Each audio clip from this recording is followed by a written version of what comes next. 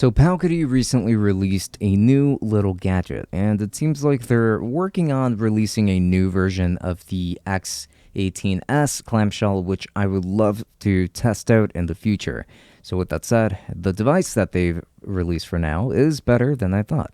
At first glance, it doesn't look like much. You touch it, and it still doesn't feel like much. But when you play with it, and you start to see what makes this device so good, then that's when it really clicks.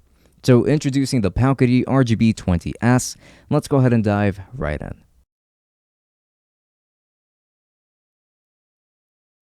For more content, do make sure to subscribe to this channel because we upload fairly often and focus on all sorts of tech products. So do make sure to leave us a like and comment any of your thoughts down below while you're at it. It really helps us with the algorithm. And if you want to support us further, then we've actually got a Patreon open, which offers early access to content and special insight to projects that I'm always working on in case that is something that interests you. So links to everything down below. The exterior design consists of plastic for the entirety of the build.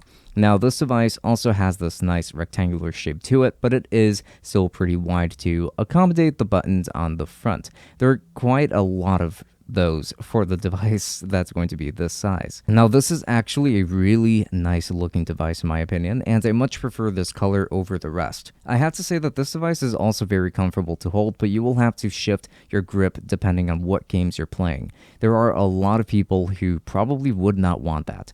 One thing that I will say is that this material seems to be very sensitive to fingerprint oil or that kind of thing. I'm not sure what you would call it. So it will likely stain your device very easily. Now it's not going to be super noticeable on the white model, but it is still worth noting, and I do still notice them, trust me. So I will say that I was expecting this device to be more like the Palkity A19, and they're pretty close in what they're supposed to be, but the RGB20S is probably a more modern take on it, though it does make me wish that this device was larger, but I must say that it does a fair job at fitting everything, including this fantastic display, which is actually pretty good, and I will talk about it pretty soon. Now, the buttons themselves are pretty decent. They're mushier than I would like, and that includes the D-pad as well, so I'm not the biggest fan of the buttons here, but they are serviceable. We also get our triggers around the back, and we do have a full set, but I do like them. They wobble and rattle, so they do make some noise when you shake your device. They don't feel very solid as a result, and even when pressing them, they're still mushy to me. So I don't love the buttons, but they are fine, I suppose. On the front, you're going to find all of your buttons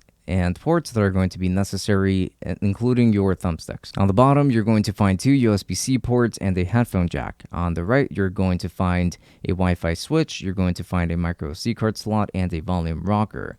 On the left, you're going to find another micro SD card slot, a reset button, and a power button. So this device is decked out when it comes to the ports, but I would have liked to see a micro HDMI port on this device too so that I could hook this up to my TV.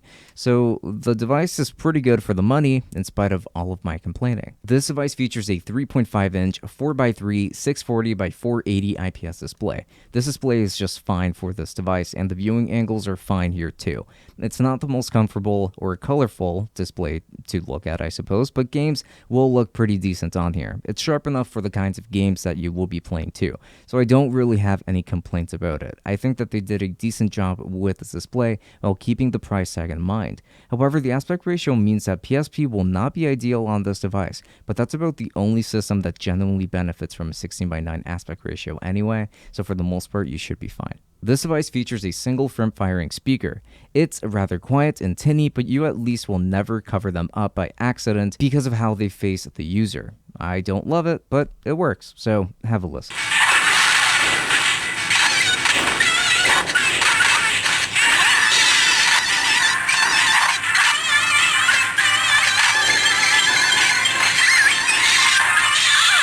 This device features an RK3326 CPU, I know, a Mali G31 GPU, 1GB of RAM, also double SD card slots. One of them is going to be for the OS and the other one is going to be for storing your games on there. So in terms of specs, this is a rather generic device, but it does still offer a pretty good gaming experience. More on that in just a bit. However, I am kind of a believer, a firm one, that the RK3326 chip vary in how well it goes depending on what device you end up getting for it. For example, I don't think that Anbernic's implementation of that chip has been all that great, but I have found that when it comes to Palkitty, I have gotten better performance. And I think that that might actually have to do with a few things. So for example, in terms of the UI, this device actually runs on Arc OS, which is pretty different from the other devices that I have used, with most of them just running on EmuElec. So this is a new thing to me. And I have to say that I do really like how this interface looks. It doesn't have any bloatware to speak of, and it is a fairly clean interface. Like, it could definitely be worse, but overall I like it. I find it easy to navigate and get into games when I need to, so I dig it. So let's go ahead and talk about some game performance, starting off with GBA, and I'll be testing out Sonic Battle for this section. Performance was perfect, I would say. GBA emulation has been completely dominated at this point, so almost no device actually struggles to run GBA, but I wanted to show it off so that you could see how GBA games would look on this device anyway, and I think that they look really good. So if you were looking at this device for GBA or Game Boy or Game Boy Color, then this is a great option for those systems, and I would strongly recommend it as well. SNES is a pretty similar story here. It just looks great. Although I do kind of wish that this display was more colorful to really make the colors in Chrono Trigger pop even more, so that's kind of a shame. But the aspect ratio looks right for this system, and I don't notice any issues with squishing or stretching of any kind. I think SNES looks really good on the system, and I will obviously run very well too. Also, I wanted to note that the image does look very sharp, almost as if there was some kind of filter to sharpen the pixels, because I don't mind it, since I happen to think that it actually looks better that way. But not everybody will want that. Some people might prefer that more, I suppose, a blurrier, more nostalgic feeling to their game. So yeah, that is worth thinking about. But overall, SNES is another good reason why you would want this device. Now let's go ahead and talk about N64. This is where things get a little bit murkier, because N64 is not known for running too well on this chipset. However, I have good news to report, mostly. Maybe it has to do with the OS or other settings within this emulator, but I have had a mostly smooth time playing N64. There are going to be some graphical glitches as well as some minor audio stutters, but games like Mario Kart 64 were completely playable, and same with Super Mario 64 as well. I think that this is probably the best RK3326 device for N64. I don't know what's going on here, what kind of magic they ended up pulling off for it.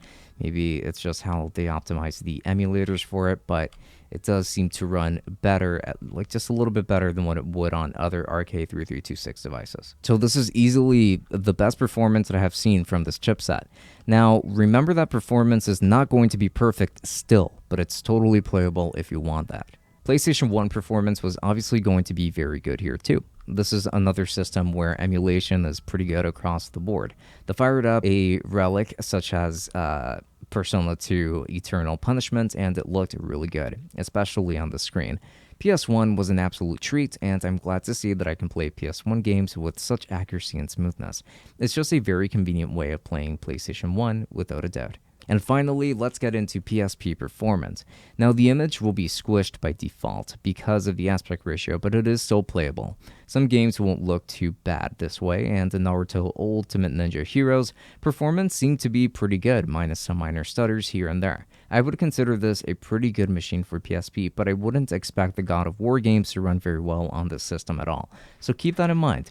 And I wanted to say that while the triggers are not my favorite because of how mushy they are, the positioning is really good, so triggering them was actually very easy. So big ups there, because ergonomics are very important too. But yeah, PlayStation Portable performance is pretty alright as well, just not perfect. So when it comes to the battery life, you will not get much life out of it. About 3 hours is maybe what you should expect out of it, similarly to other devices of this caliber, but that's fine by me. In conclusion, I thought that I was going to dislike the RGB 20S, but I ended up liking it quite a lot, honestly. I think that for $80, this is a really good deal, since you can play N64, Dreamcast, and PSP, which are not available on most cheaper devices, by the way. Granted, performance won't be great in every respect, but you will be able to play some games on there with pretty good performance if you want to, as long as they aren't too demanding. For $80, I think that you're getting a great value, so I would definitely recommend this device for the price. However, I also wanted to note that I do hope that they make an updated version of this device because it kind of feels incomplete. So something with a more rigid shell, better triggers, and an HDMI connection, even better specs would also be welcome, considering that it would allow us to play more games on it. And who knows, maybe even an Android version of this would actually be really, really cool. I don't know. I guess that I really just want something that resembles an analog pocket but isn't an analog pocket. So if Palkity can make that happen, I will be beyond happy. So thank you so much for watching this video all the way up until the very end. It is always appreciated, so thank you. If I can find affiliate links to this, I will make sure to leave them linked in the description. I am dying from this heat. It's so hot in this stupid garage. But also I wanted to give a very special thanks to all of our patrons, beginning with the tier 3s. Omar, thank you so much for all of your support because it really does go a very long way. And everybody else, the tier 2s and the tier 1s, thank you so much for everything. Again, you guys rock, or you guys metal, if you want to take it a step further. And hopefully you've been enjoying the perks of being a patron, such as getting videos early and that kind of thing. Now, with that said, please make sure to follow me on Twitch. I do stream on Mondays, Wednesdays, and Fridays, so please make sure to catch me there. And I also post on Instagram every now and then, so why not go ahead and follow me over there. Now, this has been Francisco from Tech Summit. Let me know what other retro handhelds you would like me to cover. Until then, enjoy.